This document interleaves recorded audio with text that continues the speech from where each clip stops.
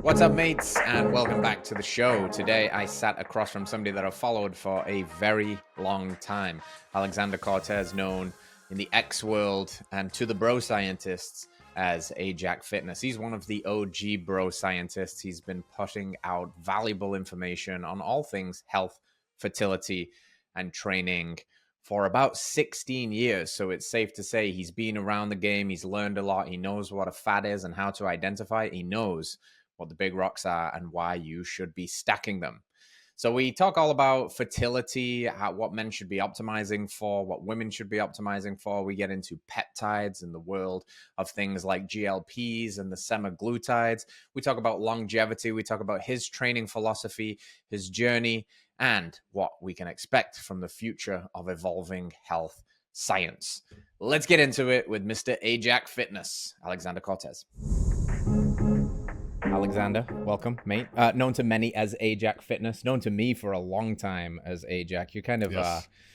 I've probably started following you very early on in my health journey. So 7 or 8 years ago. Oh, wow. So you've been around for a long time. I appreciate that. 15 years as a personal trainer. 16 years as a personal trainer. And that's kind of where I want to start, because that means you've been in the game for a long time. So you've seen probably a lot of different trends, things come and go.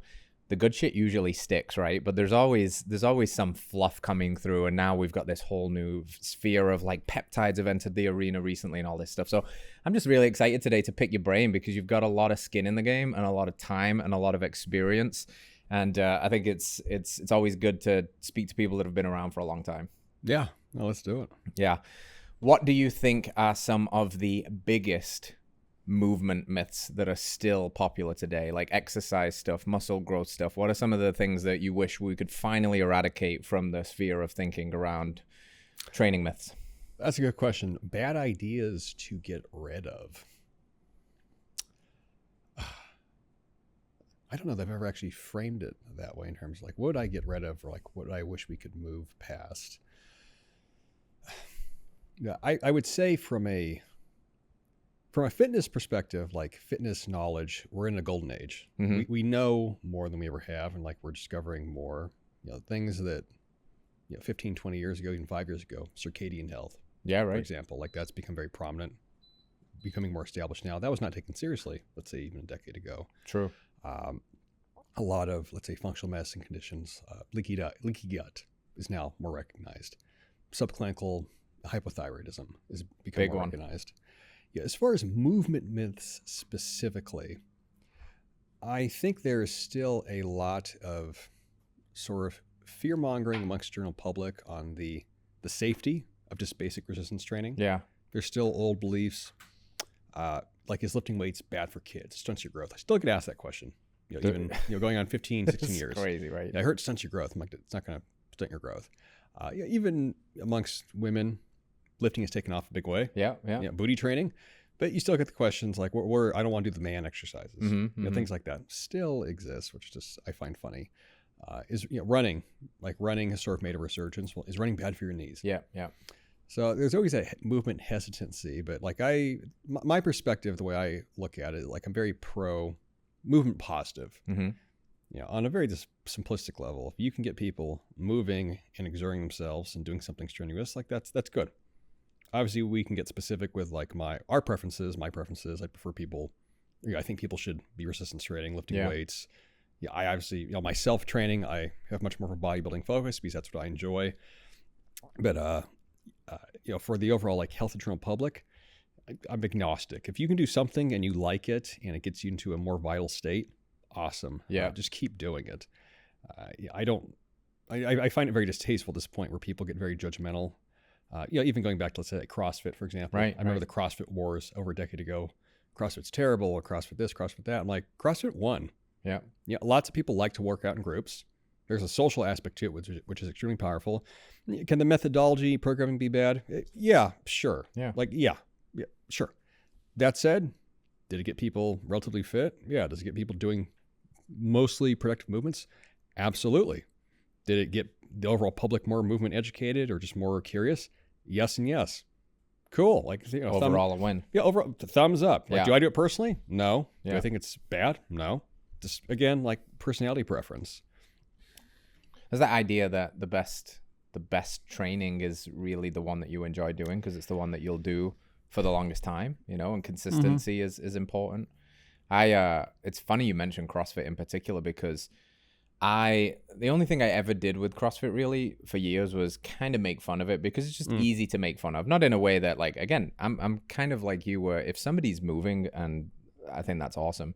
And then lo and behold, I find myself moving to this random little town in the middle of nowhere, Tennessee, conceivably at least. And it turns out that it's the home of the world's most famous CrossFit gym, called CrossFit Mayhem, the home of Rich Froning. No kidding. Who is known as like the GOAT of CrossFit. Oh, that's where he's from. That's where he's from. Okay, and that's where his gym is. So I'm now like, I have a friend message me and she's like, you're near a CrossFit gym. And my whole life, I was just more classic, like bro split, deadlift, squat, overhead press, love compound movements, do some functional stuff with like kettlebells and maces, love all of that. But I've always loved movement, but just thought I didn't know much about, the cult of CrossFit. And it was just kind of easy to poke fun at. But then I landed in that spot and I was like, well, I guess I'm going to try it. And that's been my primary movement methodology for the last couple of years. And to your point, like, it can be really bloody effective. It's gotten me in incredible shape, mostly because it filled the big gaps that I wasn't doing with conditioning side of things. Yes. Like more of that like hybrid athlete is having its moment right now. You've got people who are the joke is that they're mediocre lifters and mediocre runners, but some of them get really fit and really strong, and CrossFit's pretty good at creating some good generalist movers, and obviously the people that ascend to the pinnacle of that sport are friggin' specimens, dude. They can athletes. Pull 500 and squat 500 and run a sub 6 minute mile and do all of these high level gymnastics things. So as long as your training is something you enjoy and it doesn't hurt you and it can keep you generally moving, I think it's generally a positive thing. And there's always going to be holes to fill, right? Always. Like there's so many movement disciplines that like I've been exposed to or I've seen. If I go back 20 years, like in college, I was a dancer. My original career. What kind? Ballet is what I was really into. That was my, this is like a high school dream. That was like my, I guess you'd call it career plan, or like the dream it was back then. And then I got really injured freshman year, like tore off part of my hamstring on my left leg, part of the tendons. It still affects my athleticism to this day. Like I only have half a muscle on that leg. Dude, what happened? What was the injury? So your hamstring, there's like, this is getting specific, but there's semimembranosus, semitendinosus, and there's sort of like 2-3 attachment points of where it attaches to the ischial tuberosity. So I tore off 2 of them. So like there's still the one there. My hamstring can do knee flexion, so I can pull my leg back. It can't do hip extension at all. Right. It's like that function's gone. Right. So I don't notice it necessarily like in day-to-day life. Obviously, like I can still run. There's a compensation. I can still run. I can still jump. But like once I start trying to, let's say, like sprint, like run fast, it's the muscle's not there to contract, right? For ballet, like there's certain specific movements from like I physically just can't do this. The muscle's not there to perform the function. So that's what got me into personal training, though. Since I had to do my own rehab, I had to figure out like how am I going to heal from this, which ended up being sort of a pivotal moment in life, obviously. But like when I think back to that, like so much of stuff I did in dance, like being on the floor, crawling, natural movement. Then I got into fitness world. I saw all that stuff become popular. Ito Portal, animal flow, moving exactly. Of like, this idea that you move your body through space, and it's dynamic, and it's not rigid. It's not in the gym, and all that stuff it's really cool. It's really cool. On an application basis, I didn't always find it practical, since it's hard to measure. It's hard to be sort of objective with it. If you have a new client come in, 55-year-old woman, out of shape dad, sort of the generic average Joe, average Jane, telling them like, all right, we're going to start crawling on the floor and do this, that. It's like, what are we doing this for? Yeah. Not that it's bad to do, but I've always had a preference for a more scientific methodology where I want to be very objective with having people get from A to B, be able to measure things, on paper and, with biomarkers, with lab work, with body comp. But at the same time, all that stuff's very cool. Like it's good to expose people to it. Even just basic crawling patterns, sort of like doing neurological resets, like your body should move in integrated fashion. It gets people thinking differently. Like movement and the mind-body connection is very expansive. There is a sort of a philosophical development that takes place as people realize they're capable of more things, and they get more exploratory, they get more curious, like their identity changes.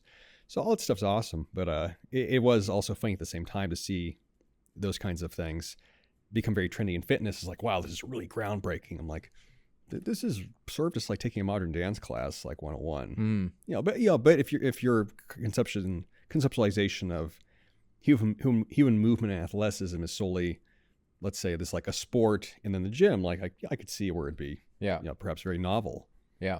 It's the crawling thing fascinates me because it's like I actually got certified in animal flow. Yes. And messed around with a bunch of that stuff. And again, I think it's generally very useful for like the contralateral stability kind of stuff and the integrating hemispheres of your brain and all of that stuff. And recently being a parent is interesting because you watch your kids have to go through this kind of crawling to walking transition. And what I became aware of is my wife kind of told me that some kids skip that developmental stage where they don't crawl, and the parents kind of allow them to skip that stage and go straight to walking. And it's really important to try and get them to crawl. And a light bulb went off in my head because when I've done either movement classes in the past or like retreats and stuff, I'll always weave in like the crawling animal flow stuff as part of games and warm-ups.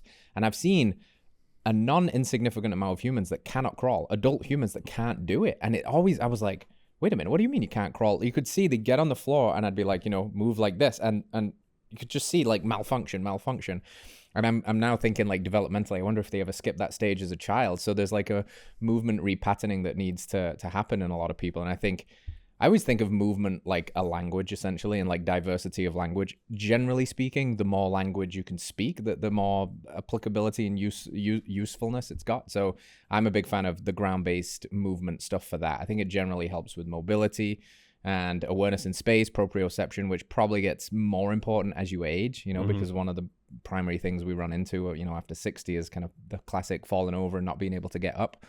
But it's just like having a wide array of tools on your tool belt, like a Swiss Army knife. There's the classic, if all you've got is a hammer, everything looks like a nail. Bodybuilding's great. CrossFit is great. This stuff is great. Try and be a movement generalist as much as, unless you're a professional and you need to be a specialist. I think generally speaking, you want to be able to do a lot of things pretty well, broadly speaking. I concur. So I have 2 kids, and from a professional standpoint, it's been very interesting to watch their physical development and like what they're inclined at and what they're good at. I remember a conversation, I think it was over like a year and a half ago, with a friend of the family, and they're describing how like one of their sons had sort of skipped crawling. He just like he was baby, and he's able to sit up, and then he immediately wanted to just pull himself up and started walking fast. And they're like, oh, that's really cool. But then he was very unstable. Yeah. And he's still unstable. Like now he's like 4 or 5, and they were going to some type of sort of like a child like motor coordination specialist, very very niche practitioner. But the practitioner was telling them, like very much what you said, that if they skip crawling, there's a whole base of muscularity, right, and like vestibular development that they don't get. Since if you think about how, this is like almost metaphysical. Think about how the brain works. Like obviously we're evolved, like we can balance on 2 feet. But to have that balance, we start by being on all 4s. Yeah. And if you put all 4 limbs on the ground, like your brain's like information, and it should be able to stabilize. As we get older, you see like the regression in older people where like they slip, they lose their balance very easily, they can't catch themselves, they just fall. Their brain has lost the capacity to process like being off axis. Yeah. So that quadrupedal stage where you're developing that sort of contralateral axis, being able to assess information in space, super important. Very. Like you don't, like as you just said, you don't want kids to skip crawling. Like if they want to keep crawling and they're 1 and you're thinking like, oh, maybe they're, why aren't they walking? It's okay. It's okay. Like just let them. They'll get to it eventually. Yeah. The specialist, she said, I'd rather someone be like a very strong crawler and then be slow to walk than be an early walker and skip crawling. She's like, you're going to see issues later on with their athleticism. Yeah. Huh. Yeah, it's cool. It's like kind of building foundations first. When you think of that, I think a lot of the time in our space in particular, people major in the minors a lot. They get busy rearranging pebbles and they're missing the giant boulders. What do you think of like whether this is training or nutrition or lifestyle? What do you think are maybe like the foundational pillars or the big boulders that people should be focusing on before even bothering, rearranging the pebbles? Yeah, so I frame health like around 4 like fundamental foundations. Number 1 is like sleep, and I would really tie that to the circadian rhythm. Yeah. If you and this is something I would not have said even 3 or 4 years ago. Yeah. Like I didn't. I try to be somewhat cutting edge, but I acknowledge there's people that are far more smarter than myself. But the importance of circadian rhythm and having your biology aligned with the sun, and the necessity of this solar exposure, light exposure for really every system in the body. Like the fertility, infertility experience I had with my wife, like before we had kids, like that really sort of was a way to tune me to the importance of that. But if you are circadian aligned, where like essentially you wake up at like a reasonably early hour, you go outside, you get some measure of morning sunlight, you actually are exposed to some amount of sun throughout the day, that's more or less going to lead to good sleep patterns. I think like the big miss with sleep oftentimes, how do you sleep better? I'm like, your sleep starts with the time you wake up. Yep. Yeah. I don't know too many people where they wake up at 6 a.m. and go outside and it's like, I can't sleep. I'm like, that insomnia is probably more of a, again, circadian dysregulation versus like any sort of like one particular habit. I have too much caffeine. I'm like, I have a lot of friends that have caffeine. We all sleep fine. We all wake up early. Same. If you wake up and you never go outside, and then you also go to bed really late, and then you're also doing like the blue light blast, where it's totally, man. You got the laptop at full blast. It's like 1 a.m. Like, that's going to cause problems. But here's the answer to the question. I'm distracting myself. So you have circadian alignment, you have sleep. Like that's just fundamental. We can throw nutrition in there, and we can get more detailed than that. And then with movement, I just sort of put that into two very simple categories. You have exertional, long duration movement, which is being able to walk, to run, to just be going through space for extended periods of time. If you can walk for 2 or 3 hours, no problem, you're probably reasonably healthy.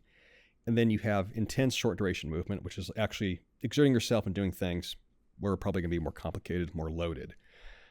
And then you can start subdividing that further into disciplines and various methods. But if you have those 4 things going for you, and you could add in a 5th, which is human connection, having relationships, love in your life, you're probably going to be reasonably healthy. And then obviously now we have like the longevity movement, and you can, the human quantification movement. You can try to attach numbers to everything and optimize. And I think that can get very overly complex and pedantic very fast. But there's people that are very into it, right? I don't think we're going to beat death at all. That's emergent property of the universe. But don't tell Brian Johnson that. He's trying to live you could forever, try it, right? He's trying. He's trying. That's one of the things that kind of drives me mad. This, overanalyzing life to death, and life is experiential event. Go out and live it, and certainly give a crap about your health. Do the right things, and want to more so optimize for later life in terms of how you get to enjoy those latter years. Because I think the classical model of aging now is, forget the stat, but I think the average 60-year-old in America now is on at least 1 prescription drug, but the average is like 4 by that age. And they're usually in pain and looking down the barrel of a hip or knee replacement. Whereas then you've got other people that buck the trend, like Mark Sisson's an OG. I love that guy. And he just had a hip replacement, funnily enough, but he's still thriving. He's 70 years old. He looks great. And he's basically also saying like, hey, relax a little bit, do the fundamentals right, sprint once in a while, walk often, get out into sunlight, lift heavy things a couple times a week, have good connections, have a healthy sex life, and you're going to live a happy, healthy, and long life, but yes, you're not going to outsmart death, and it really works when we try and outsmart nature. So I'm glad you said that. In the nutrition sphere, what are your personal big rocks there? Proteins, obviously, all the rage these days, unless, of course, you're vegan. And then there's always trends, on X, the whole sugar diet thing has been prevalent recently and stuff. So things always come and go. What do you think stand the test of time when it comes to nutrition? So I'm very much a centrist in this regard. I've changed my mind about things over the years. That's good. I remember, let's say, like paleo. Remember, low carb was super popular for a long time. And I was like kind of on board that trend for a while. Even intermittent fasting. I'm like, oh yeah, intermittent fasting. But then I tried to like look at things in 5-year time frames. And I'll test stuff out for very long periods of time. And then I'll test something else. Like, this is actually make you healthier. And I would say now that the best human diet from a macro perspective, micros I think are more important. Overall, like macros are hard, or macros are easy to get. It's the micros that really make the subtle differences in health. But that Mediterranean 33 generalist split works pretty well. And I would say that a healthy human organism is someone that can handle a higher intake of carbs versus a lower intake. Then this is contextual. If you're very obese, if you have metabolic syndrome, like, okay, a low carb diet, potentially no carb. Sure. But if you are physically active and you want to you have healthy metabolic capacity to be able to, this is like Randall cycle, digest both fats and carbohydrates and be able to, access aerobic and anaerobic metabolism, and you are moving a lot, carbohydrates is what's going to fuel health. Yeah, dude. Even like things like saturated fat. Like at one time, I was like very pro endless fat, infinite fat, all the fats. Fat bombs. Yeah. And then I did that and my blood work wasn't terrible. It could be a little bit better. Like, I don't think having this uncontrolled LDL is a good thing. Yeah. And I had clients that I would try stuff out with. And I always try to say, like, this is kind of an experiment, see how it goes. Having elevated triglycerides and again, high LDL, not a good thing. Now, that's not to say I think cholesterol is the cause of heart disease. Yep. But you can't ignore those numbers. Yep. At all. Like, I would be more preferential at this point to like mono unsaturated fats. Yeah. Some saturated fats, great. But going this, just like not going crazy. Not going crazy. Like the whole, you probably remember this from years ago. Like the whole everything bacon, like the bacon craze. Everything bacon covered in cheese, and then you got like the buttercream followed after your bulletproof coffee that had MCT and butter and and it got the whole thing was just ridiculous. Yeah. But like you try to come back to like this being somewhat data driven and just looking at populations. Like what's the healthiest human diet? And I've been around the world a bit. Like where are the healthiest people that I've seen? I've been to like, let's say South Korea. Yeah. They live a long time. Their diet is a pretty even mix of protein, carbs, fat. But beyond that, it's a lot of fermented foods, a lot of fiber. I'm much more pro fiber now than I was in the past. Yeah. Soluble fiber, insoluble fiber. There's a lot of phytonutrients that you get from plants that you won't get from meat. Now, meat's still the most essential, but like it's good to have vegetables, right? Properly prepared. But I remember being there. I was there last year and seeing how people ate, and like people are very healthy in South Korea. Like birth rate aside, is a whole different discussion. Like people are very healthy, normal body weight. The food is fantastically nutritious. It's incredibly balanced. Everything has a fermented food or some sort of like pro-digestive, digestive enzyme portion to the meal. And then you have like your protein. The protein has a lot of times like glycerin, collagenous. It's not just like straight muscle meat dry. And then you have your carbohydrates, very sort of diverse array of vegetables and fruits. And like after my wife, we were there like for even just a couple of days, and then we're getting relief. I told her we need to eat like this all the time. Like that hugely informed like my nutrition like from that point. This was just a year ago. But yeah, I mean, if you have that centrist approach and then you modify it based on your own genetics, that's right, and that's where getting like a cardiometabolic panel is useful, then you can make a more data-driven, informed decision. Yep. If you want to get very ideological with diet, you can. Like there is and diet is political on some levels. Yep. But it always just comes back on an individual basis. Like it's N equals 1. Mm-hmm. What is your actual state of health? Mm-hmm. Are your numbers improving? Are they getting worse? Is your body composition healthy, unhealthy? And then make your decisions based on that. Yeah, dude. Yeah, I couldn't agree more. And I've definitely gone through all different manifestations, sometimes like borderline religious zealotry to a dietary tribe, as I think we all do a little bit, maybe more immaturely. I had my stint with carnivorism, and because you're going through it at the time, I think you have the tendency to, prop it up as like the savior because it's helpful at a time for a certain period of time until it's not. And now it's just so funny to be, in this health sphere for about a decade and go through multiple iterations like, paleo, ancestral, keto, carnivore, fat bombs, now to what, like for the, want of a name, it's animal-based diet. But actually when I look at my macros, it's pretty evenly split, you know what I mean? And there's a lot of carbohydrates, there's fruit juices, there's raw milk, there's a lot of the bone broths and the glycine and the stews, not just crushing muscle meat. There's a lot of collagenous tissue. I grow some vegetables and I love some vegetables. I also know that some vegetables don't agree with me that good, and that's fine too. And there's like a healing thing, and that's where the nuance of the individual comes in. But yeah, we just have a tendency, I guess we need to run things to their extreme ends to, well, the kids say, fuck around and find out, right? So we've got to do that and then come back to something like a balanced point. FAFO, but there's a term I like. I wish I could credit where I got it from, but it's good to have strong beliefs, but loosely held. Yes, right. Like I'm not judgmental when people have like very strong opinions on the way they eat or the way they train. I'm like, that's good. Like it's good because when you commit to like an ideology, you commit to a belief, it allows you, hopefully to be able to error correct yourself if you're wrong. Like if you're too loose with what you do, like you won't have any kind of central philosophy. Yeah, exactly. Yeah, you see this a lot of times like in fitness training world, like people just like this is, I think, like the fallacy of like, I'm science and evidence based. You just sort of change what you're doing every couple of months. But, there's a study that said this, study said that. Like, studies don't say anything. It's just, you're trying to look at mechanisms. If you don't have a core philosophy as to how you do things, and you're willing to be wrong in certain areas, you're just going to be flippant. You'll go whichever way the wind blows. In diet, same thing. I'm like, try something out and go hardcore. That's it. And you'll see if it works or not. And it's okay to change your mind. Bingo. Yeah, your life is the experiment, really. And only you know the results that you're experiencing because you feel them. And feeling is believing. And at a certain time, certain things might be more beneficial, but you have to run the experiment. And I think that's probably... And it's interesting what you said, like you try to be as informed as you can and evidence-based whilst not getting too carried away with the evidence because you probably understand its inherent limitations and the fact that I guess you could probably find evidence to support any ideology you want at this point. So how do you square that circle of like staying up to date, but also not being too wedded to that? And for want of a better term, and I identify with this label too, being a bro scientist. I'm 100% bro scientist. That used to be a term of derision. Like now it's having its day in the sun. Oh yeah, the bros have been right about a lot of stuff, dude. The bros were right. But I mean, what does that mean? Like, if we take it serious, like what does being like a bro scientist mean? The way I view it is that science doesn't have a singular methodology. Like the idea of like, well, science means you follow a scientific method. And like the scientific method is just a way of finding things out. Mm-hmm. There's a really good book, Against Method, that goes into this if you want to read something that's like very, philosophy of science. But being scientific means that you are observant of cause and effect and what's true and what's not. Mm-hmm.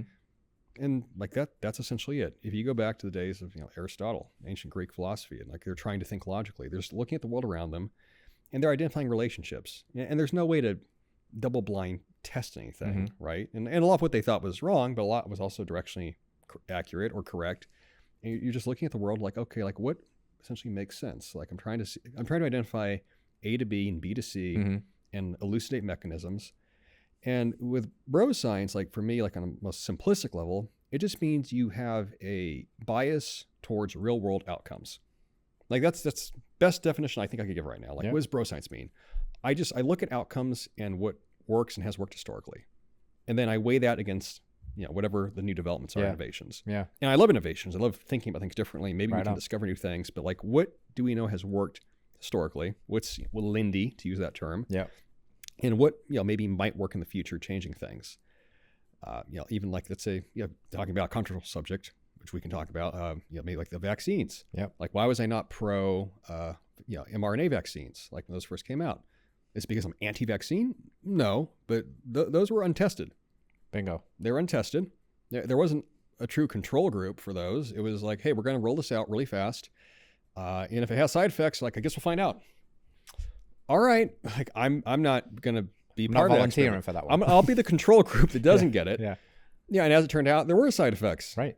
All right. Well, maybe overall it was, on balance, net positive or not net negative, depending upon who you listen to. Again, it's a whole different discussion there. But were there side effects that people experienced that were negative?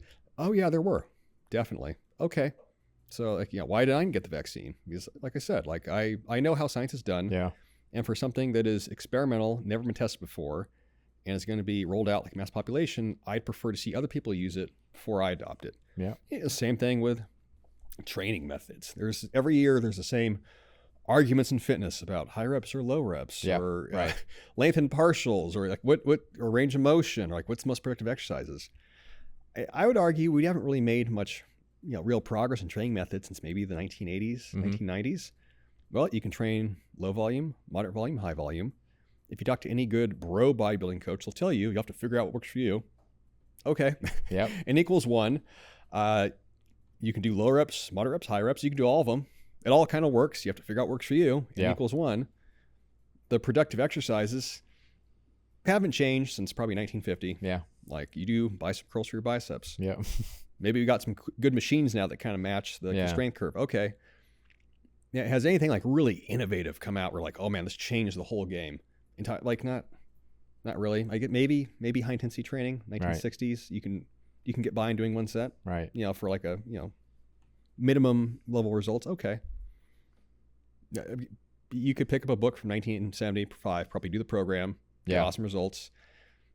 you can pick up a book and from 2025 do the program, probably get generally good results. Yeah. The novice effect, it's like everything works in the beginning. Oh yeah, newbie gains, man. We miss those days. Yeah, newbie gains. I'm like, and I still see people argue about stuff. I'm like, I don't find a lot of this to be productive. Yeah, and then my population that I work with, at one time I worked with a lot of bodybuilders, but overall it's fairly general. I still like focus on drum population.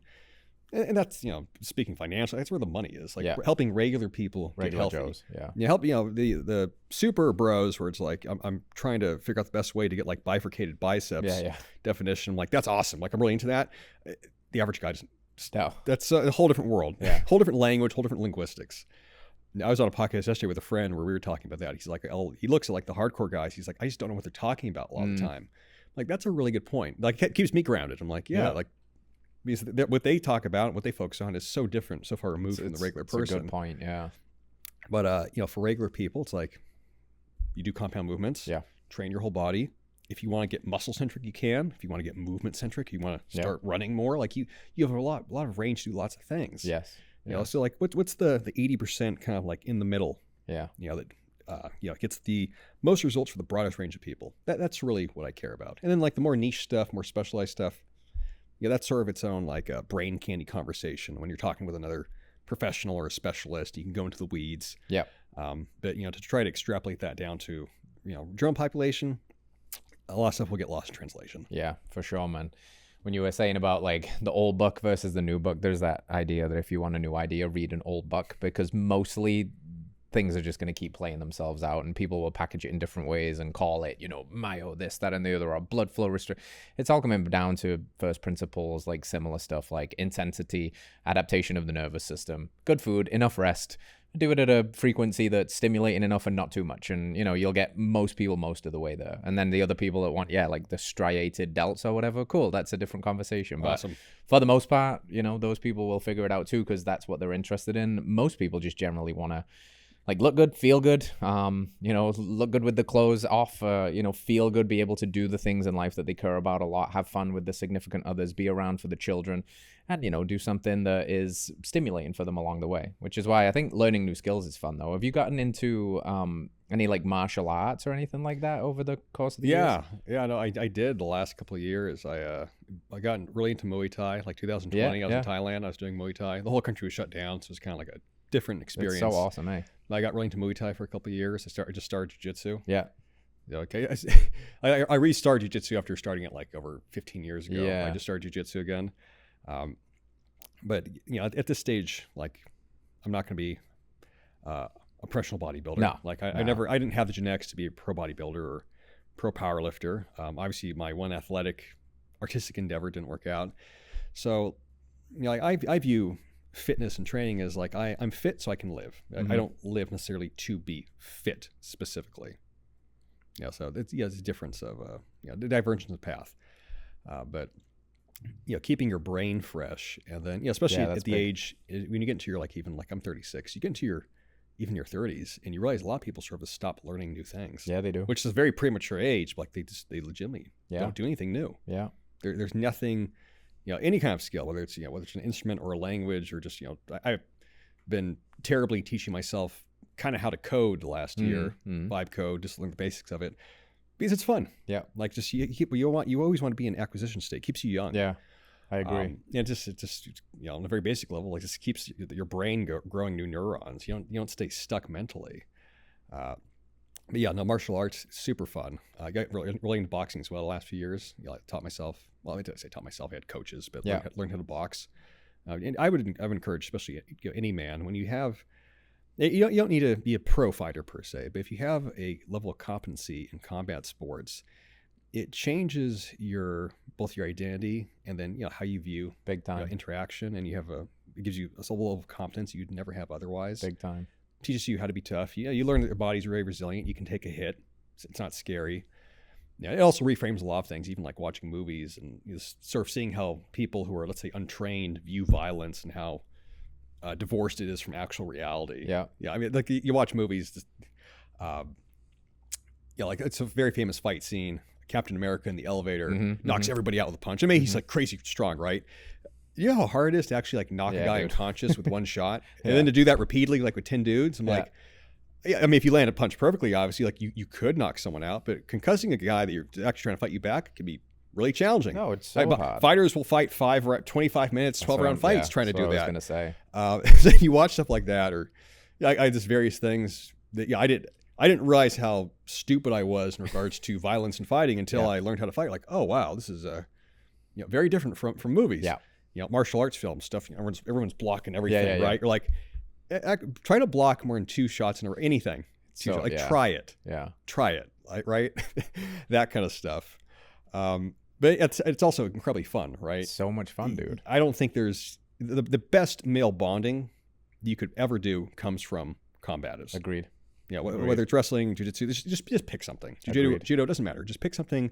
Go train with other men. You will naturally form bonds, form friendships. It transcends all, racial, ethnic, nationalist boundaries. Yep. It's a common language, and it's so fun. Yeah. Yeah, dude, the universal currency of respect is like effort and being willing to share that with another person. And even to the point where, especially if you're new at something, because you just don't have the skills, there's the classic in jiu-jitsu, the hammer and the nail thing. Mm-hmm. For the longest time, you're just a nail. You're just getting squashed and scrambled and choked, sometimes by somebody that you outweigh by 50 pounds and they're like 5'4", and you're like, why is this tiny human tying me in knots? But even afterwards, you slap your fist bump, and it's just like there's something mutually respectful about that. I think I couldn't agree more, dude, with what you said about like the calm sense of confidence that it gives you, the peace to know that it's classic, like if shit hits the fan here, at least I've got some level of competency that's going to make it okay, or more okay than it otherwise would be, which, people feel. And I've been around jiu-jitsu, MMA gyms, boxing gyms for a long time. And it's always been the most interesting thing for me to see, like, the biggest badass in the gym is like the kindest, nicest person to be around, because they've got nothing to prove anymore. You know what I mean? They're not walking around puffing the chest out, trying to fight people on the street, because they fight their own demons and they fight other people in the gym 4 nights a week. So they become this really, Jordan Peterson has you should be a monster. You should have the ability to be a monster and have it under control. Trevor Boehm says, be dangerous, but not a danger. Like, have the capability to be dangerous physically, and maybe even in firearms training, like all of these things, like have these skills. And the more competency you have over those, the more of a calm, grounding presence you become for the people in your life. They love being around you because you give off this air of safety and confidence. Well, you find too in fight gyms, like since I know you've been in them, that you don't find, again, it doesn't have to be a pro fighter, but you don't find trained guys who are high-strung, nervous, anxious individuals. No. Yeah, I've recommended combat sports a lot, especially to guys that are prone to anxiety. Like if you are one of those men that you're like very high strung, you do get anxious. That's part of your personality. Like go join a gym, jiu-jitsu, boxing. If you don't want to get hit in the face, you do grappling. But like, go do that, and it will rewire your brain. It's not going to just like break you down physically, but it will rewire your brain, and you will be much calmer. Your overall fundamental reaction to stress, sympathetic, parasympathetically, will get rewired. Like, you will change for the better. It will probably fix that for you, honestly. Yeah. I'd say more than therapy ever could. Oh, dude, it's so powerful, right? And I know we've even got just like the language in the zeitgeist now that even just physical exercise might be as profound, if not more so sometimes, than classical therapy. But there is something unique about the combat sports that I agree wholeheartedly, that just, I don't know whether it's like archetypally tapping into something that's a bit more primal in us, that warrior energy, and learning that you're stronger than you thought and all of that stuff. But yeah, couldn't agree more with that recommendation. You said before about, the good shit sticks and the basics are always going to be the basics, but there's always this possibility of cutting edge stuff that comes into the fray. And one of the things that fascinates me recently is the whole conversation around peptides and, realistically how they kind of, I don't know how long, they might have been around for a long time, but they're certainly having culturally the moment right now. They came out of nowhere in the past couple of years in particular. And you've worked with peptides. You've got a lot of experience in peptides. Where'd you begin in that arena? Like, what fascinates you the most about peptide science and the applicable uses of them? Yeah, so to preface the conversation, peptides, they've actually been around like over 100 years. Insulin was the first peptide that was discovered, actually. Insulin's a peptide. But what got me interested in them, I'm trying to make this as contextual as possible. If you go back to, let's say, like the 1950s and the advent of anabolics, de-anabol, And the fact that, medicine for like 3 or 4 decades would not acknowledge that steroids actually worked.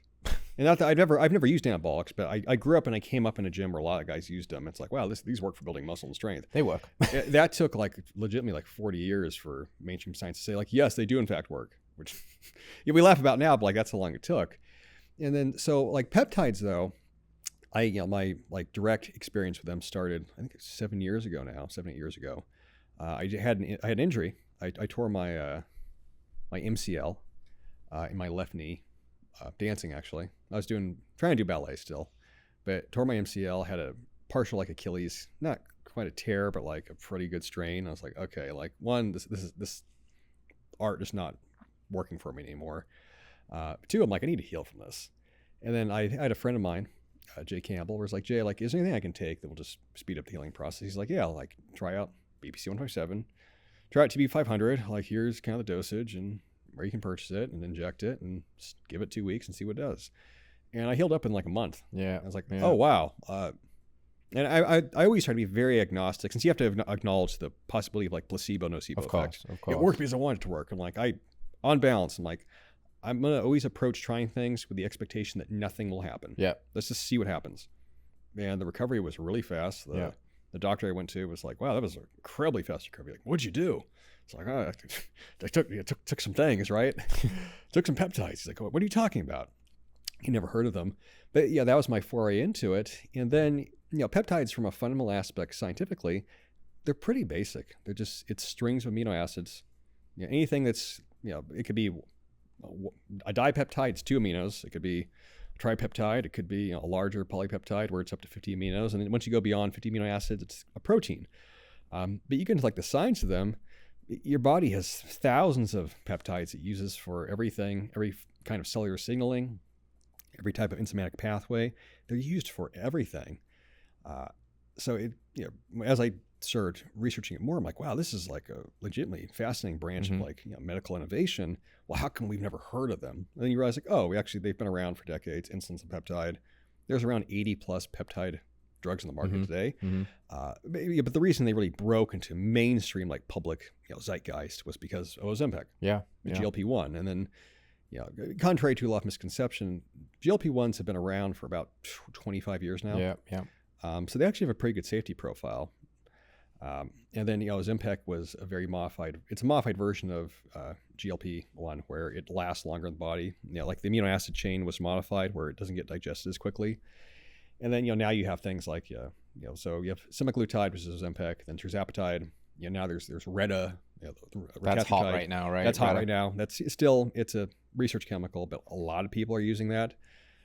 I have people that I know who have used it, and the before and afters on their biomarkers are honestly incredible. It's like triglycerides go down, LDL goes down, HDL goes up, inflammation goes down, like just across the board improvements. I'm like, wow, this is pretty groundbreaking. Right. Yeah, if you could put that in a supplement and sell it, people would eat that up, right? Yeah, and then I know there's some people in fitness that are very anti GLP-1s, but like in my approach, on balance, 80% of the public up until the last few years was obese, overweight. Right.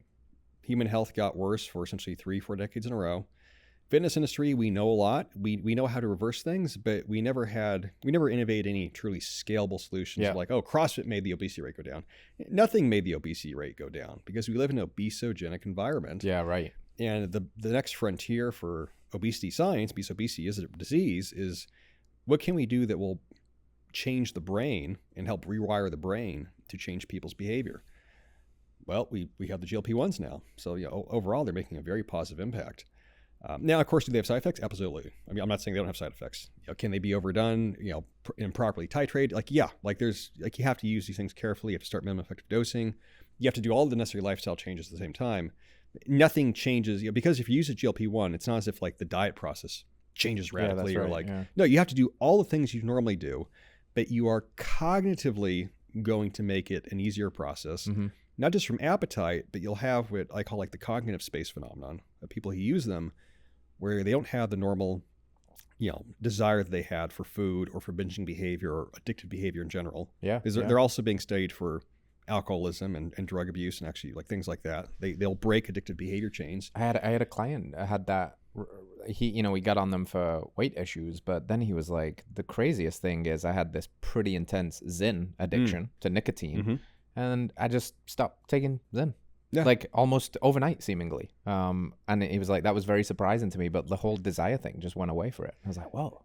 Yeah, I run fat loss cohorts like 3 or 4 times a year, and I'll have some big guys in there, 300 plus pounds. Yeah, alcohol addiction, alcoholism is very common for guys who are very overweight at the same time. They drink a lot, maybe not hardcore drinking, but like a lot of beers, just a lot of cocktails, a lot of social drinking, or just unwinding at the end of the day.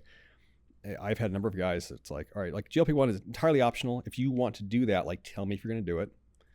They started using tirzepatide or some of the other ones. Alcoholism kind of went away. Yeah, right. They just found it unsatisfying. Now that doesn't mean it won't come back.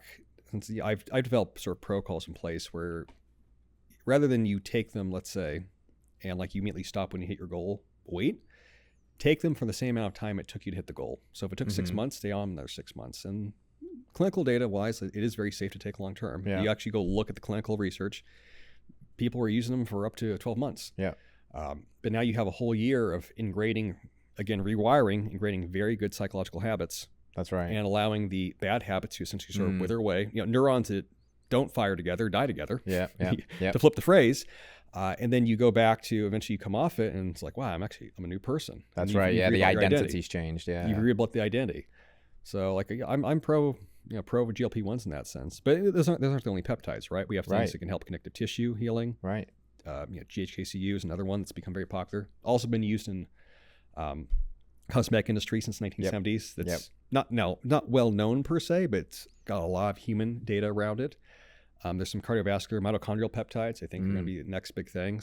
That'll be interesting because I certainly think we're in a bit of a mitochondrial crisis, let's say, low energy states. And there's all other manner of things, the obesity ties into that, the hypothyroidism, all that stuff. But it's a fascinating frontier, man. It is. Like I've seen people, there's always criticism anytime new things in health get developed. You could go back to the 60s, like does lifting weights help athletic performance? No, it makes you muscle bound and slow. It's like, right. No, it doesn't. Getting generally stronger is good for you. I mean, it took mainstream medicine even around 30 years to acknowledge that exercise was actually good for you and made you healthy, right? Like we take that for granted now, but you go back to like the 50s and 60s, there was no science around exercise then that was well established. It was super general. Like how do you actually train to improve cardiovascular health? How do you actually train to improve lean body mass? We don't quite know. We're just sort of figuring it out. Maybe it doesn't work. Maybe it does. Now, 50, 60 years later, of course exercise is good for you. American Medical Association, it took them legitimately like 4 decades to issue that statement where it's like, yes, medical science supports exercising. Same thing for mental health. Like, yes, actually medical science supports mental health. Medical science supports exercise being good for mental health. Yeah, it does. Okay. That you can find ancient literature saying that exercise is good for the mind and the body. Right. But it took mainstream science the entirety of the 20th century to acknowledge that fact. Yeah. So mitochondrial peptides, same thing. We know that mitochondria are dysfunctional in age, and we know they're dysfunctional in people with metabolic syndrome. We know that aging, there's a decline overall like mitochondrial count.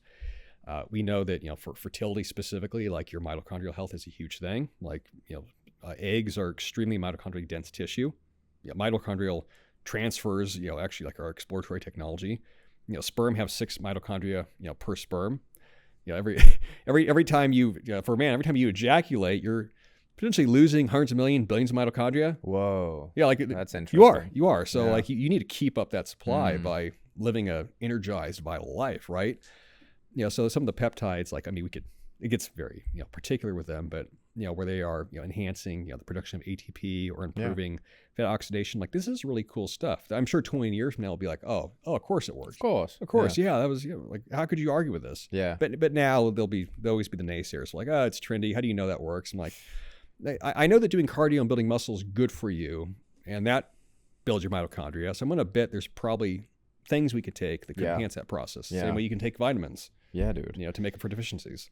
It's like it's funny one too, because we in the health and fitness community have been saying, like, we need to do something about the obesity epidemic for a long time, and now we've got something that is a powerful potential solution to it, or certainly in the arsenal of that, and people are mad about it. Like, no, this is, I don't know if, like, a lot of it is just people's insecurities getting triggered by the fact that they now think people can take the easy way out. I had to work so hard for this, and these people are just going to get on GLP-1. But I'm just like, who cares, man? Like, if these people are 300 pounds and I don't know, it's going to take them 3 years to get to a healthy weight using a paleo diet and doing all of the things right, or they could do that in 6 months and crash diet the way they're, like, regardless of how you feel about the GLP-1s, objectively, it is massive that they lost 150 pounds, however they got there.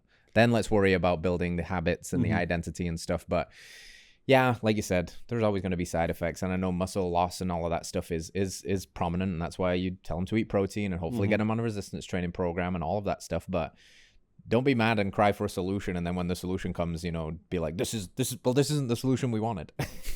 Yeah, there's always a segment of the fitness industry, or there is now, that's sort of like anti-medical science, everything, anti-medicine. Yeah. Like all the baby with the bathwater. Yeah, and I find that I find it preposterous. And then there's also like this element of people where they want to sort of be a guru. It's like, well, now if they did what I say, like I have a solution for, you know, how these people can lose weight. Like, okay, you say that, but that doesn't scale. You know, again, like I care about scalability of like how many people can I help, you know, en masse, right? Not just like a small pool of clients. Human nature is very hard to change. Anytime you get into like an is versus ought solution, people ought to do this. Okay, well, they're not going to. They're not you know, there's no magical words you can say where everyone's going to change their behavior overnight. So like your solution is like a non-starter. If they, you know, they ought to do this, they ought to do that. They just listen to me. At that point, I'm not taking you seriously. And you know, what I've realized over time too, I've become much less judgmental towards people as I've gotten older. Yeah. When you're 20, and I've been fit my whole life. I was never overweight. I had really fit parents. My entire upbringing was like my parents met in the gym. I was going to the gym as a 3-year-old. I remember going to the gym, being put in kids club. Like it was just very automatic to me that at some point in time, once I became a teenager, whatever, I was old enough, I also would go to the gym. Yeah, right. My parents were, you know, they're fit. They've never been overweight. They've exercised their whole life. Like that was my role model. Yeah. And so I started going to the gym when I was like 15, 16, never stopped, never had to deal with, you know, excess weight gain, like all the issues that obese people deal with, people who are overweight, who didn't have good role models, who, you know, whose childhood was like more, I would say, obesogenic childhood. Yeah. That was not my lived experience at all. So being healthy for me is easy. It's just, you know, it's unconscious. Baked into the cake of who you are. It's baked into my identity. I don't really have to think about it. It's just like, oh, hey, babe, I'm telling my wife, I'm going to go to the gym. Okay.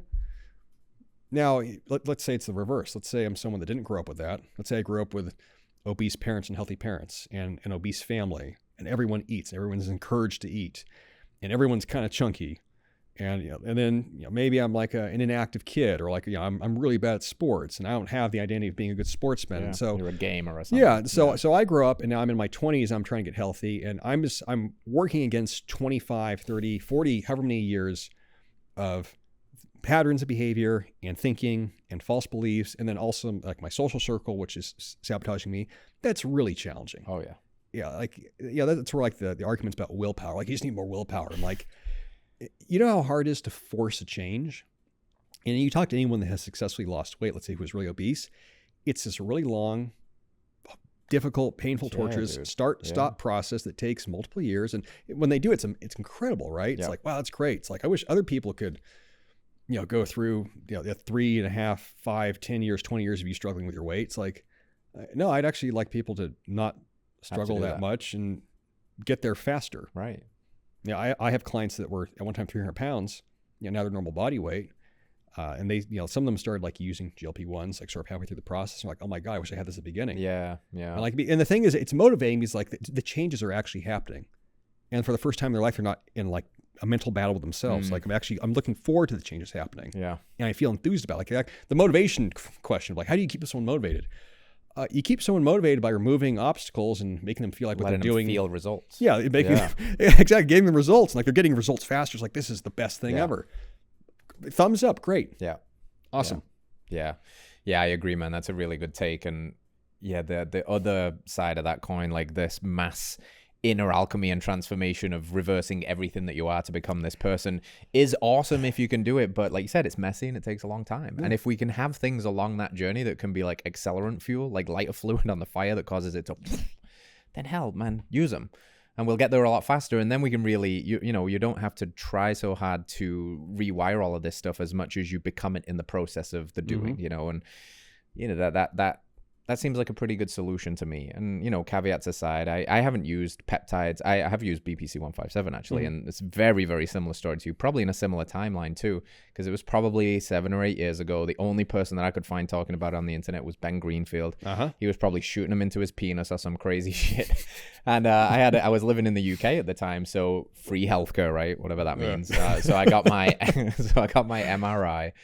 And then I went away and I did, so I had a grade 2 bucket handle tear on the left medial meniscus. So I went away and then did the research. They wanted to keyhole and shave it off. And when I got the BPC, when I did that, I think like 6 weeks or 8 weeks or something like that, I went back for a scan about 10 weeks later. And the doctor couldn't believe it because he was like, meniscuses don't heal themselves. Yeah. What did you do? And I was like, well, doctor, I found this research peptides that they use to sever mice's Achilles tendons and put them back together. It's called, and he was just looking at me like, what are you saying, man? And he was, I think in the end, he was like, okay, well, I don't know what that is, but if it were, congratulations. I don't think you need to have a surgery anymore. And I was like, yeah, I don't. It feels awesome. So it's again, like now that was very fringe. Now everybody knows about BPC, right? It's the Wolverine stack and all these athletes are on it and stuff like that. And it's interesting how we catch up. The other one that's gaining more and more popularity, and I think it's probably because men's declining rate of testosterone, is TRT. What's your honest take on TRT and how it fits into male vitality, energy, health?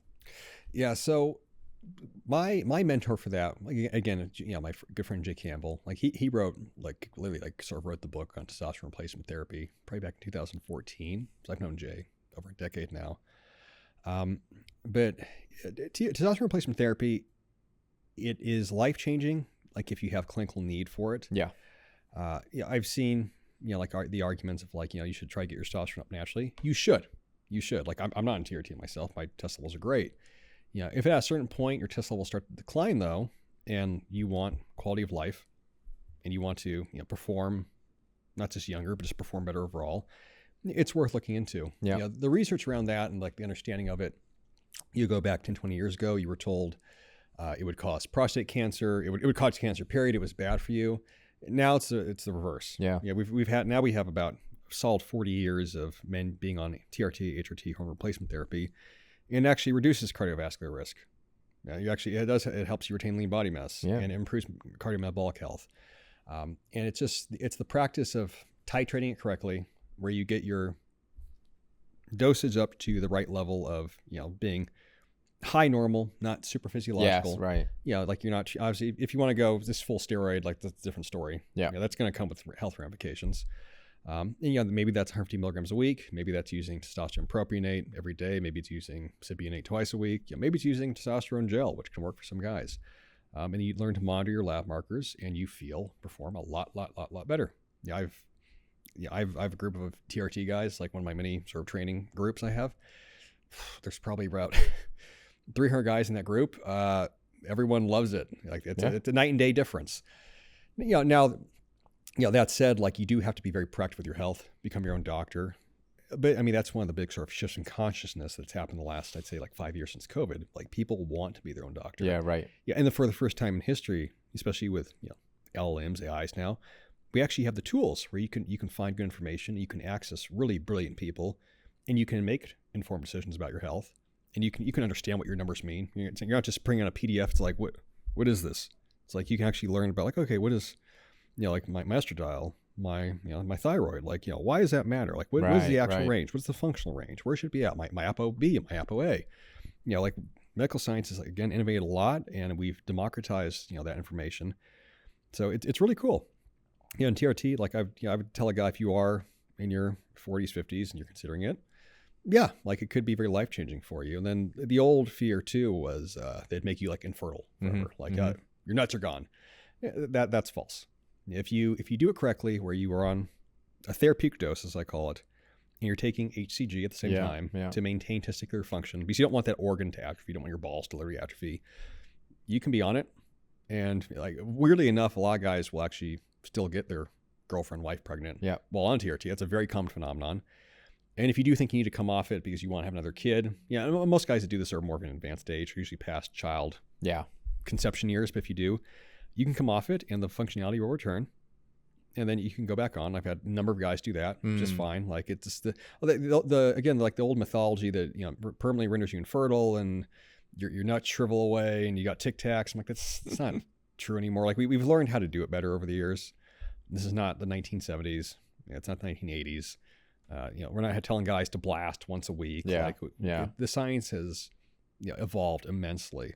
So, it's a possibility. Or you could just, get outside, optimize your life, and if that gets you to a vital state, awesome. Awesome, right? You got choices. Yeah, dude. Yeah. Similarly, I know a few people that have gotten on TRT, and thank to their credit, they did do all of the basics as well to try and get it up, and they needed that extra support. And it's similar to what you've heard from a few people with the semaglutides, etc. It's just like, man, I just wish I'd have started this 10 years ago because I needed this. And it's almost most profound. What I hear from people is like the mental side of things, like the way it makes effort feel good again, the motivation, the drive. Like, obviously, we all like to look good, and that extra performance or recovery in the gym is awesome. Making gains into advanced aging is awesome.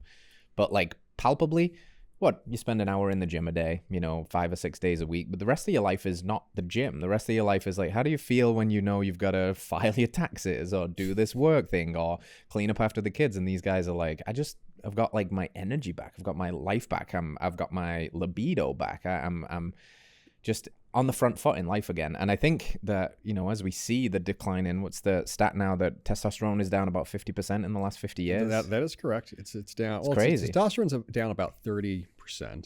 The thing that's down big time is sperm count. Sperm count since 1970 legitimately has declined over 50% globally. Is that like volume of sperm per amount of semen, essentially? Is it? Yeah. So it's the way it gets measured is... this is getting to like literally measuring guys' loads, right? It's the number of sperm per milliliter. Right, per ml of semen. And that's designed precipitously. So like the average, if you go back 50 years, it was around like 100 million. Now the average is like 49 million.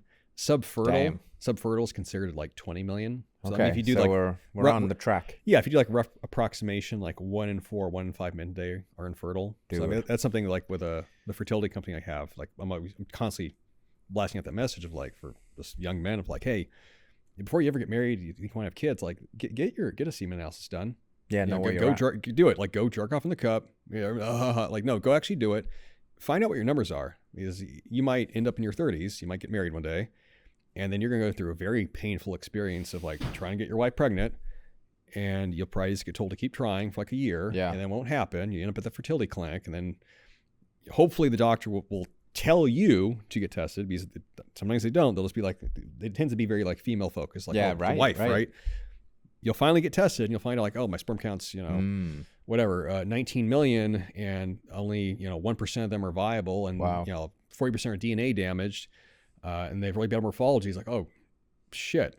And it's I mean, that wasn't our issue with myself and my wife. We have 2 kids now, but like, I've seen that happen to guys. It's a horrible feeling. Like, you don't want to find out that you're impotent as a man. Yeah, it's like a wound to the core of your manhood, right? Absolutely. So like, get tested now and find out, because there's a lot of things you can do to improve it. That's very improvable. I'd love to know. Yeah. What number one do you think? Obviously, there's many causes, but what are some of like the bigger drivers of that? And then number 2, what can a man that is struggling with that do? Yeah. So low sperm count tends to correspond with low T, not perfectly, but there is like a very strong correlation. So if you're going to get your sperm tested, like also get your testosterone tested at the same time. For majority of men, you're going to feel at your best if your total level is like 700 plus. Yeah, you can be fine at 500 plus, but like 700 plus, it's usually like sort of the Goldilocks zone. But raising your natural testosterone production is typically going to be positive. Reducing oxidative stress is a big one for sperm health. Like it matters a lot. The fallacies around sperm is this idea that like it's sort of like made like every single day. There's sort of like a fresh load. It's like not quite. Sperm have about like an 8 to 10 week life cycle. Okay. So the sperm that are ready to go today started being made 2.5 months ago. So if you are, if let's say you're overweight, inflamed, poor micronutrient diet, that's another big one. Sperm are very like micronutrient dependent. Yeah. You need all the right things. You need zinc, you need zinc, you need copper, iron, you need selenium, you need vitamin D, you need vitamin C. Like you actually do, you need those things. Yeah. Like you actually need them. It's not just macros, it's micros. So you got micronutrient max. You got control for oxidative stress. Again, if you're overweight, you need to lose the weight. Light makes a big difference. Like again, circadian environment. If you do all those things, like you can get sperm count up pretty good. There are small molecule peptides, carnitine, for example. There's things you can take that are very effective at improving actual like sperm production in testicles themselves. So within 3 to 4 months, you can see big improvements. But again, you need that baseline. Yeah, you need to know right? where you're at. Yeah, and I've had it happen, multiple times now with patients where it's like, it's welcoming in the sense like, okay, we kind of found like what the problem is, but it's also surprising. Like, wow, I didn't know it'd be bad. Like I sort of assumed that it'd be good because, the assumption most guys have is like, if I can get an erection and I want to have sex, like I must be fine, right? I'm like, not quite. Yeah, not quite. Like you actually need to go a little bit deeper than that. Yeah, I've got a friend who, on paper, all is good. He's healthy, trains a lot, eats a very well dialed in diet, but is going through this exact thing right now. And I wonder, what it is for him, because he's doing all the right supplements and stuff. And, the oxidative stress piece also is like the mental stress and load that also puts on you, right? Like living in this like constricted state because of all of this. So it has to be a very holistic solution. But again, you don't major in the minors with this stuff. You got to get the basics dialed in, the circadian rhythm, the light, the micronutrients. And then, you start to tinker with, what was the one you said, like carnitine or maybe red light in your balls red light things therapy. Like that. Yeah. There's a lot you can do. There is a lot. I mean, it gets specific, but like you can measurably improve like the actual, functional formation of sperm in the testicles. That's possible to do. I mean, the same, but red light penetrates the body. Like we know, at this point we have pretty good research on, RLT, red light therapy, where, okay, like it's, the red light's penetrating the body. It's actually legitimately charging the tissues. It's energizing the mitochondria. It's helping your cells produce more energy. It's helping your cells rearrange themselves better in regards to, let's say, like bone healing, collagen. Yeah. Like it does. Light does amazing things. Like, photobiology or like photonic medicine. Like that's another frontier of medicine that's I think going to change people's lives. Yeah. But there's a lot you can do. But again, you gotta get tested first, nail the basics, and then you can start getting specific. Yeah. What do you think about this wacky idea like eating testicle, for example? Because, there's, on the first like level of analysis of this, it's just like, well, these are rich in all of the nutrients that body system uses. So like your selenium, your zinc and all of that stuff. But like the whole package that we make here, it generally, because I'll split test this by basically taking it for a month and then cycling off and using a different one because I want diversity of micronutrients, for example. The month I'm on it and I'm being dialed in with the full dose for 30 days, it palpably increases my sex drive. Yeah. To the point where it's somewhat annoying, honestly. Like it's kind of inconvenient. And then I'll come off it and it's not like my sex drive disappears. It just goes back to a much more like kind of normal, healthy state. So like I also think that, micronutrients are obviously playing a role in that, but there seems to be something more like there's actually testicle in that product. And I wonder if you got any thoughts on like this energy of maybe like for like the eating the system supports the systems. Yeah. I mean, this is I consider 100% like experimental out big there. Time. But it's very esoteric. It's just, what is esoteric now will be probably settled science in like 30, 40 years. Yeah, right. But like bodily intelligence, like does the body know what it's consuming?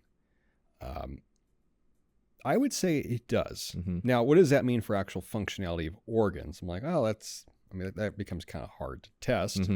You'd have to do sort of, like what you do. It's like A/B test it. Like let's measure stuff and see. But your body, like let's just be very basic.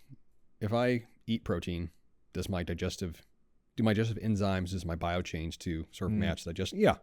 So your stomach, your enteric nervous system, the whole digestive tract, it knows when you eat protein. It knows when you eat fat. This sort of gets into the metaphysical argument of like teleology. Like, is biology purposeful? Right? Is it? I believe it's purposeful. That's a whole other different discussion. So it knows when you eat protein. It knows when you eat fat. It knows when you eat fiber. It will dynamically change to absorb the nutrition. It knows when you eat micronutrients because you know how to absorb those things. We have receptors in our cells for endocannabinoids, which is really bizarre because there's no food that has that, but we can ingest it or smoke it and it attaches. Yeah. For some reason it does. Like, that's interesting. That's not to say go smoke weed, but like, okay, so we have receptor sites for, you know, different exogenous compounds that you wouldn't expect. Does your body know when you're eating testicles? Does it know when you're eating liver? And on some level it does, because the nutrients in liver are clearly getting used. So, you know, is it like a bridge too far to say, like, maybe does the body know it's having testicles, so that goes to the area? Yeah. Now, I mean, there's a whole class of peptides, bioregulators, which are, you know, based upon that premise. Yeah, and the science, you know, is kind of out on those. Like, do they actually work? Yeah, I don't know, but I think it's certainly worth experimenting with. Yeah, right. Yeah, and on a very basic level, like, is eating nutrient-dense animal organs beneficial for health? Yeah. Yeah, exactly. Yeah. So if that's the worst case scenario, it's good anyway. All right, worst case scenario, you got a lot of vitamins and minerals. Bingo. Great. Yeah, bingo. Dude. Great. The one that always trips me out is especially the female supplement we have, the Her package, because it's got fallopian tubes, uterus, reproductive tissue.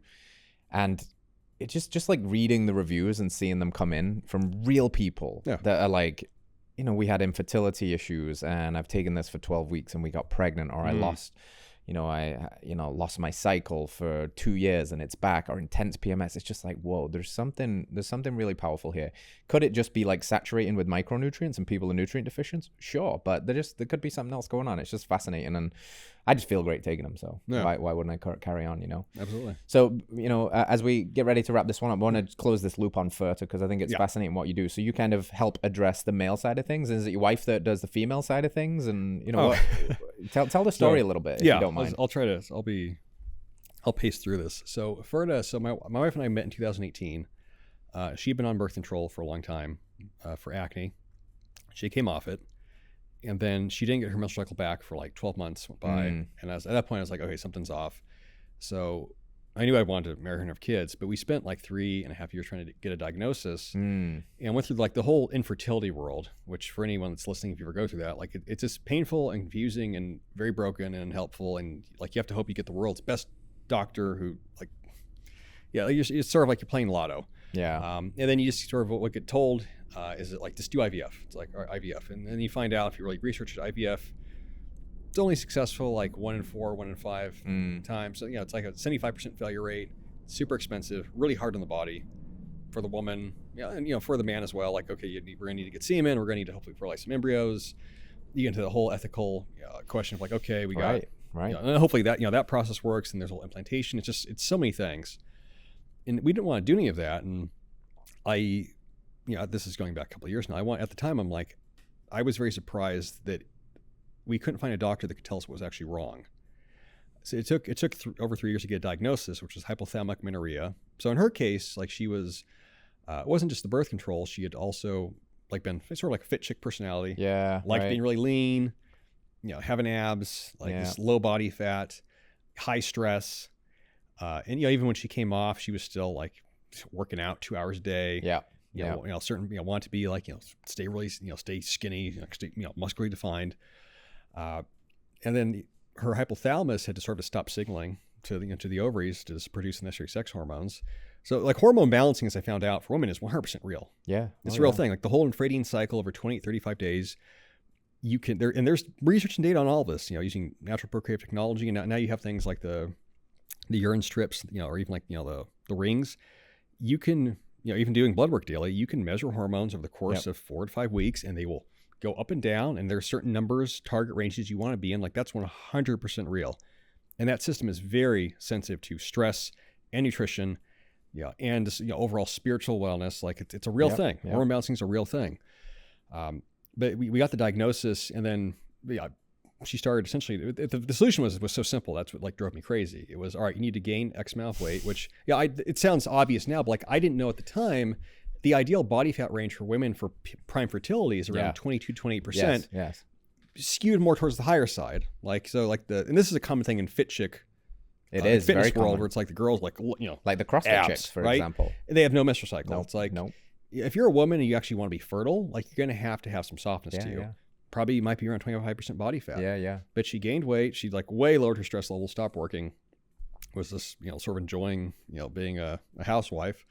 And then we got pregnant really fast. Now we got 2 kids. Like, you know, it worked. Awesome, man. But what I realized fundamentally in studying all this stuff, and I mean, this is what got me into like the mitochondrial aspect of fertility. the metabolic aspect is that the majority of infertility cases outside of, let's say, like actual structural issues with like the uterus or like within the testicles, it's metabolic. Mm-hmm. Yeah, it's the same things that affect your overall metabolic health in regards to, like, let's say, insulin resistance, your hormone levels, your nutrient status. All those things also affect fertility. Being reproductively healthy is a vital sign of a healthy metabolism. Yeah, but it doesn't get treated that way.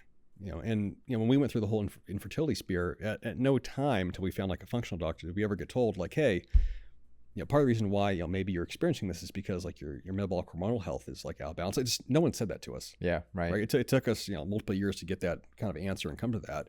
And the same thing for men. It's like I've talked to a lot of guys now, patients where it's like it took them forever to get a test done, and they finally get the test. It's like, what do I do? It's like, oh well, you can take zinc. It's like, all right, is there anything else I can like take? It's like, well, shoulder shrug. Just go do the procedure. I'm like, again, like probably 80-90% of these cases, like you could resolve this without needing IVF or IUI. It would take a few months, but again, you can measure all this stuff. Yeah. All of it's measurable. If we know that exercise and nutrition and being, having a good sleep, light cycle, we know that measurably improves all your health biomarkers. Why would that not also apply to reproductive health? Yeah, right. How is that entirely a separate thing that like exists? Somehow reproductive health and fertility medicine exists outside of all other measures of health. It's like there's nothing you can do about it. Just IVF it. And like IVF is great if you need to go that route, sure. But often, most of the time, it doesn't work. And there's a whole spear of like failed IVF couples where it's like, hey, we did it 1, 2, 3, 4, 5 times. It didn't work. Now what? Yep. Like, okay, like, well, why didn't it work? Yep. Like, well, what is it about your body that's not reproductively healthy enough for it to even respond to that? It goes back to metabolism. It goes back to mitochondrial health. It goes back to hormonal health. We have all the methodologies and ways to improve those things. This is what longevity medicine is. Right. Yeah. Hey, how can we improve this marker, that marker? We actually do kind of know how to do those things. Okay, so just take those same principles. Let's focus on fertility. And that's what FERTA is. So we treat male patients and female patients. We have a team of physicians. It's not just myself and my wife. I'm not a doctor, obviously. We have a team of physicians, and we encourage people to be proactive. Like, find out your reproductive health right now. And if there are issues, start some kind of protocol. Start taking necessary steps to improve it. And if you are dealing with infertility, let's get to like the root cause of it. Yes. Take a systems-based approach. Test everything. Because then once you get into the world of fertility, you also realize like things like the microbiome, gut biome. Does that affect your menstrual cycle? Yeah, actually it does. Does oxidative stress levels, like does that really affect sperm health? Yeah, it does. Does your hormones actually affect your health? Like, really? You can actually change those? Yes, they do. and yes, they can be improved. So, the patients we work with now, like that's my sort of big project at this point, my legacy project. But within typically 4 to 6 months, sometimes longer, depends upon the condition, you can do a turnaround reproductively. We just had our first pregnancy past like 2 weeks ago. So that's really cool. We started operations in January. So cool. So we're kind of like beta testing it, but we just had our first pregnancy like 2 weeks ago. We've helped a lot of women get their menstrual cycles back. Yeah. Improve sperm parameters. Like, all this stuff is possible. It's so good, dude. And I love that. Legacy projects is a really good way of framing it, because it's really cool to help people get healthy. It's really cool to help, the bros get more shredded or lose more fat. But like, when you can help somebody get pregnant and create life and know that they were probably going to be in that system that you experienced that is just like turmoil and chaos and disorganized and so disenfranchised, actually focus on what's actually happening and root cause. Like, I love those stories where somebody has been in the system, stepped away from it and gone, hey, if this worked for us, we can be a part of the change. And I think that's really cool, man. I'm glad you're doing it, because I've known enough people in my life that have gone through that journey, and like you said, it seems like it's a bit of a mess, and we're just, again, it's very strange that we've kind of put those two things in separate fields, that like this health thing isn't connected to this fertility thing, when obviously it is. And now you're putting ways to kind of like measure that, track it, and have the right team behind people. So that's very cool. Thank you. Where'd you go for that? Ferta.com? Ferta Health? It's this joinferta.com. Joinferta.com. Very cool. We're doing right after this podcast, I'm gonna go home. We're doing this isn't gonna come out today, but we're doing like a fertility sort of webinar tonight. Right on the subject. So we do those like every month, every other month. Cool, dude. Well, I really appreciate you, man. I appreciate you coming out and sharing everything that you do. I've learned a lot from you over the years, and it's cool to sit down and actually do the thing. So thank you, man. Awesome. Where can people go to keep up with you as well, personally, your pages and such? Yeah. So I mean, my most active account is on Twitter, X, AJA_Cortes. And then my new website, this AJAC.co, AJAC.co. And then, if you are a couple that you're on fertility journey, or you just want to learn more about your reproductive health, joinfertile.com. Check that out. But I stay pretty active, like, on the accounts. I have, like, the YouTube channel I just started as well. So, right on, man. Yeah. Just making a positive impact to people. Let's go. Yeah. Let's go, baby. Blow it up.